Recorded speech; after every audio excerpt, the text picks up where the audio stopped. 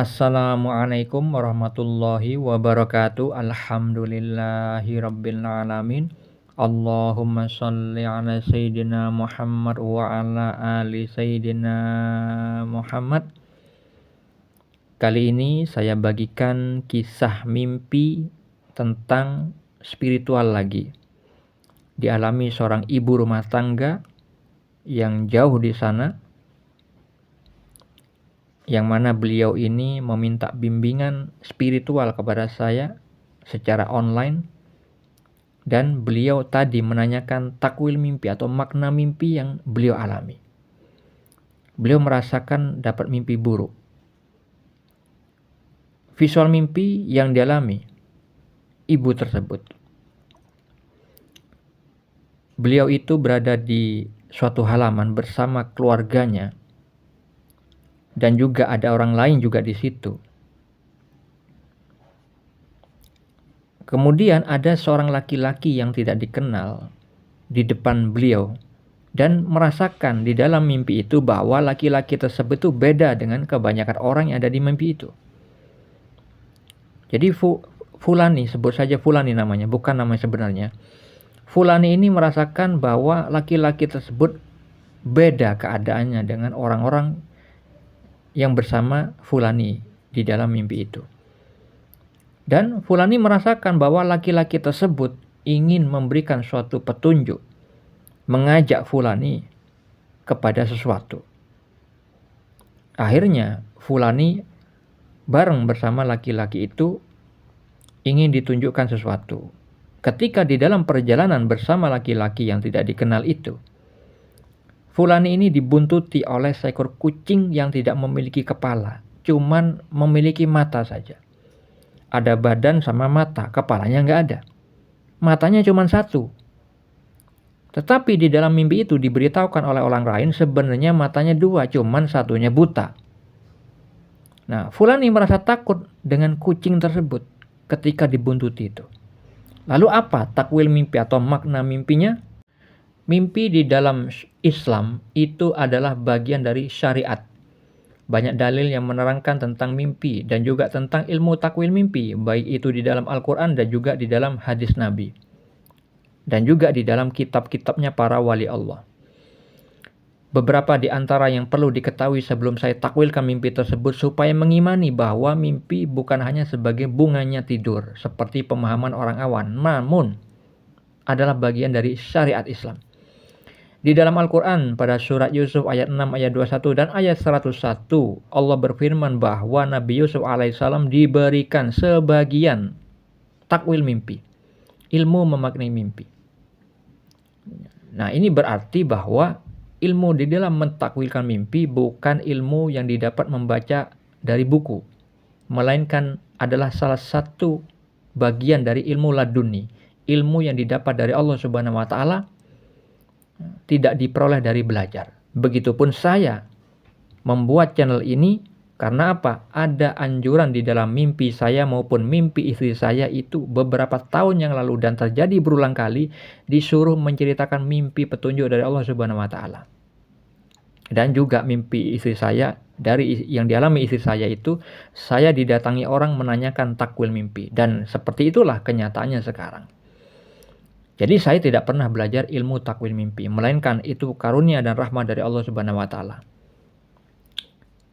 Dalil yang lain, di dalam Al-Quran banyak kisah mimpi. Sejarah hari raya kurban, mimpi yang dialami Nabi Ibrahim alaihissalam terdapat di dalam surat As-Saffat ayat 105, ayat 102. Karena Nabi Ibrahim alaihissalam meyakini mimpi itu dari Allah, yang Allah firmankan di dalam surat As-Saffat ayat 105, akhirnya memberi balasan. Allah memberi balasan atas keimanan beliau di dalam mengimani sebuah mimpi, bahwa itu adalah petunjuk dari Allah Subhanahu wa taala. Akhirnya terjadilah hari raya kurban, hari raya Idul Adha. Azan dan iqamah juga awalnya dari mimpi, mimpi yang dialami oleh sahabat Nabi Muhammad, dan itu disahkan oleh Nabi Muhammad SAW bahwa itu adalah petunjuk dari Allah Subhanahu wa taala. Dan kisah lain tentang takdir juga banyak yang terjadi. Di dalam Al-Quran ada di dalam surat Yusuf dalam beberapa ayat, surat Al-Anfal juga ada, terkait dengan mimpi yang dialami Nabi Muhammad. Dan di dalam hadis riwayat Al-Bukhari juga banyak kisah mimpi yang dialami Nabi Muhammad dan orang-orang terdahulu. Di dalam Sahih Muslim, Rasulullah SAW membagi mimpi menjadi 3. Mimpi yang baik, kabar gembira, datangnya dari Allah. Mimpi yang menyedihkan, datangnya dari setan. Mimpi yang terjadi karena bisikan hati di saat terjaga. Mimpi yang memiliki makna hanya satu, yaitu mimpi baik, kabar gembira. Maksudnya adalah mimpi petunjuk dari Allah Subhanahu wa Ta'ala. Rasulullah juga bersabda di dalam hadis riwayat Al-Bukhari dan Muslim bahwa mimpi seorang mukmin adalah satu dari 46 bagian kenabian. Di dalam hadis riwayat Ibnu Majah, beliau bersabda mimpi seorang muslim yang saleh adalah satu dari 46 bagian kenabian. Untuk mengetahui dalil lain terkait mimpi, Anda bisa baca pada deskripsi di video ini. Makna mimpi yang dialami saudari kita itu ketika berkumpul pada suatu halaman bersama banyak orang, itu adalah petunjuk bahwa kedudukan atau makom spiritual si fulani ini adalah seperti kebanyakan orang, yaitu sebagai muslim. Nah, kita tahu di dalam Islam itu ada 3 level keimanan, ya, tingkat spiritual, muslim, mukmin, dan ihsan.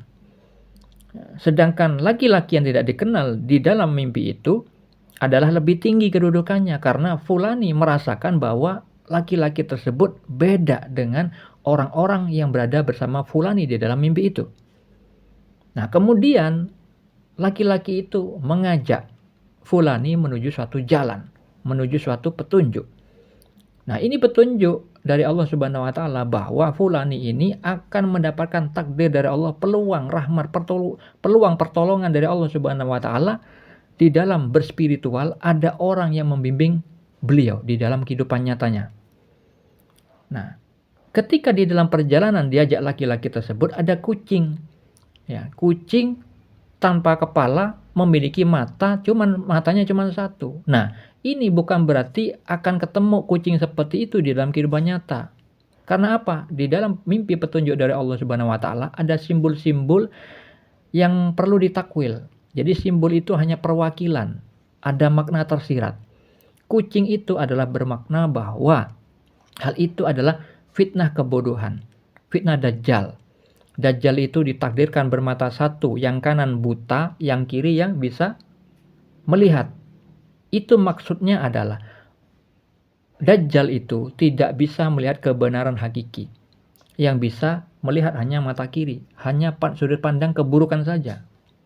Makanya orang-orang yang terkena fitnah Dajjal itu adalah orang-orang bodoh terkait dengan ilmu syariat. Orang-orang buta mata hati.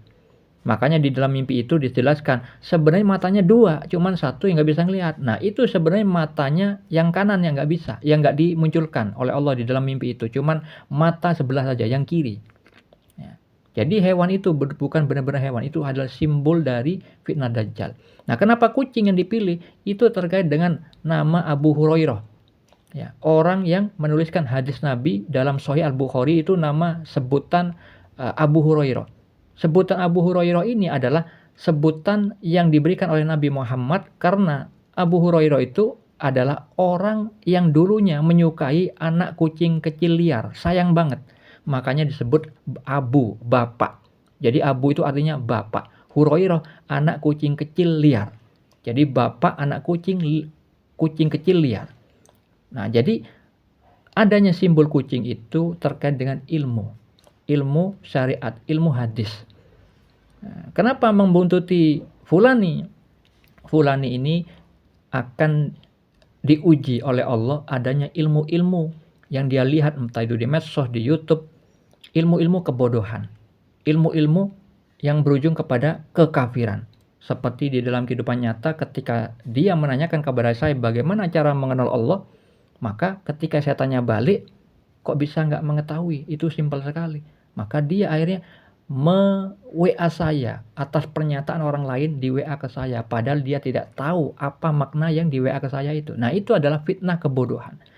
Ya, jadi seperti itu makna yang dialami saudari kita, bahwa dia akan diuji oleh Allah dengan ilmu-ilmu kebatilan. Namun dia masih ada peluang dari Allah untuk ditolong dengan adanya lelaki yang membimbing dia kepada ke jalan kebenaran. Hati-hati terhadap fitnah Dajjal. Assalamualaikum.